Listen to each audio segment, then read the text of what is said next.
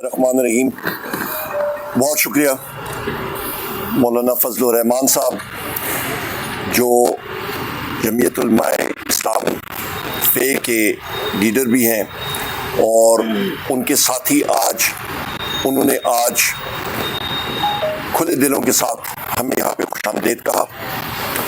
جس طرح کہ مولانا فضل الرحمان صاحب اور میں ذاتی طور پہ ہمارا تعلق ان سے بہت پرانا چلتا آ رہا ہے. بڑی مستفید گفت و شنید ہوئی. بحیثیت لیڈر آف دی اپوزیشن قومی اسمبلی میں ہم لوگ چاہتے ہیں کہ چاہے وہ جے یو آئی فے ہو، ہماری جتنی پارٹیاں ہوں، تحریک تحفظ آئین پاکستان کے تحت، کہ ہم لوگ پاکستان میں آئین اور قانون کی پاسداری کے لیے ہماری یہ جدوجہد چلتی جائے. اور یہی میرے قائد جناب وزیر اعظم عمران خان صاحب کی بھی خواہش ہے، ہمارے تحریک قائد جناب اچکزئی صاحب کی بھی یہی خواہش ہے، اور ہر ایک محب وطن پاکستانی کی بھی یہی خواہش ہے. یہ اس سلسلے کی کڑی ہے کہ آج بڑی طویل اور اچھی گفتگو ہماری ہوتی رہی اور یہ ہوتی بھی جائے گی آگے. جے یو آئی فے کا اپنا ایک سلسلہ، ایک جلسوں کا سلسلہ چل رہا ہے.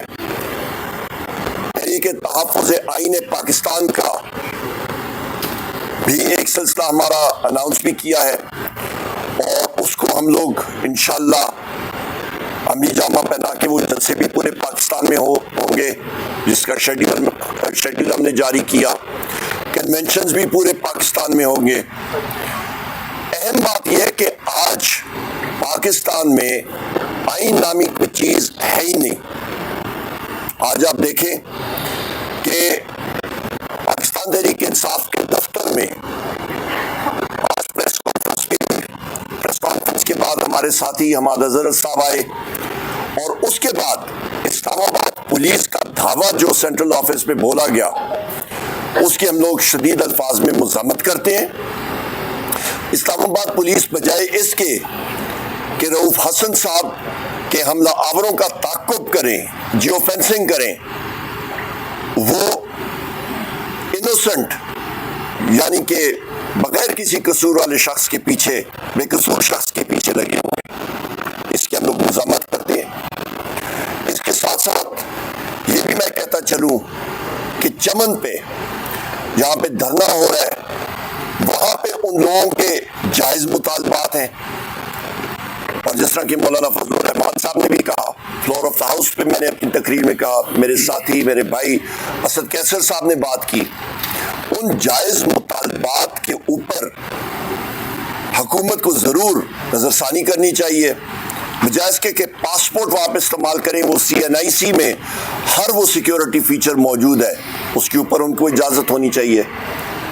وہاں پہ مارنگ بلوچ صاحبہ ہیں، ان کی پریس کانفرنس ہونی تھی کوئٹہ میں، ان کو نہیں کرنے دی. اسسٹنٹ کمشنر نے پریس کانفرنس کی جگہ کو سیل کر دیا، پریس کلب کو سیل کر دیا. کیوں؟ وہاں پہ اظہار رائے کی اجازت ہونی چاہیے. یہی حسن جمہوریت ہوتا ہے، اور ان اقدامات سے کوئی ملک مضبوط نہیں ہوتا، کمزور ہوتا ہے، جڑیں کمزور ہوتی ہیں، عدم استحکام ہوتا ہے. اور اس چیز کی ہم لوگ شدید مذمت کرتے ہیں. یہاں پہ پاکستان میں جمہوریت پھلے گی پھولے گی، سرمایہ کاری آئے گی، جہاں پہ آپ کا آئین اور قانون کی بالادستی ہوگی، وہاں پہ انویسٹمنٹ بہتر ہوگی، نوکری کے مواقع ہوں گے. اس موجودہ صورتحال میں نہ سرمایہ کاری ہو رہی ہے، کیونکہ دنیا جو ہے ان کو معلوم ہے کہ اس وقت پاکستان میں عدل و انصاف کی کوئی وہ چیز کرن نظر نہیں آ رہی.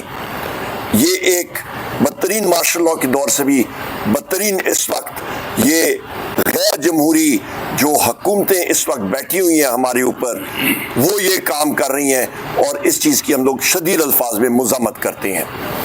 کیسر صاحب آپ. بسم اللہ الرحمن الرحیم. سب سے پہلے سب کا بہت شکریہ ادا کرتا ہوں کہ بہت محبت سے، بہت کھلے دل سے انہوں نے ہمیں ویلکم کیا. اور ہمارے جو ایشوز ہیں، جو ہمارے مشترکات ہیں، اس پہ ہماری ڈسکشن رہی. خاص کر جو اس وقت ملک میں جو ہے نا آئین معطل ہے اور اس وقت ایک بنانا ریپبلک کی ملک بنتا جا رہا ہے، اور جو اس وقت آزادی رائے پہ جو قطریں لگ رہی ہے اور جو قانون پاس ہو رہے ہیں اور جو اسمبلی میں بھی صحافیوں پر پابندی لگائی گئی ہے، سارا ڈسکشن ہماری ہوئی ہیں.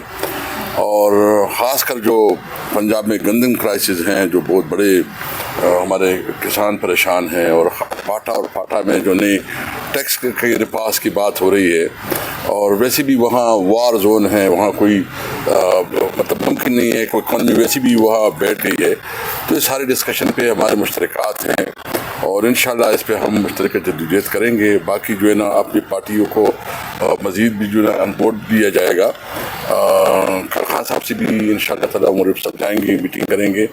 مولانا صاحب بھی اپنے شورا میں جو ہے نا چیزوں کو، لیکن ایک بات کلیئر ہے کہ آئین اور قانون کی بالادستی کے لیے ہم تمام طبقوں کو ایک ہونا پڑے گا. اس وقت اس ملک میں کوئی راستہ اور نہیں ہے. ملک اس طرح نہیں چلایا جا سکتے جہاں ملک میں آپ کسی قانون میں خاطر میں نہیں لاتے. یعنی جو روپ حسن صاحب کے ساتھ ہوا ہے، کیا ایک اس ملک میں ہو سکتا ہے جہاں قانون ہو، جہاں قانون کی حکمرانی ہو؟ یہ تو کلیئر میسج دیتے ہیں کہ اس ملک میں طاقت کا قانون ہے، جنگل کا قانون ہے. تو اس کو ہم مذمت کرتے ہیں، اور انشاءاللہ تعالیٰ مولانا صاحب کو تو اللہ تعالیٰ نے بڑی ایک ہمت دی ہے، طاقت دی ہے، اور ہماری خواہش ہے کہ اس طاقت اور اس ہمت کو ہم اس ملک کے لیے، قوم کے لیے استعمال کریں.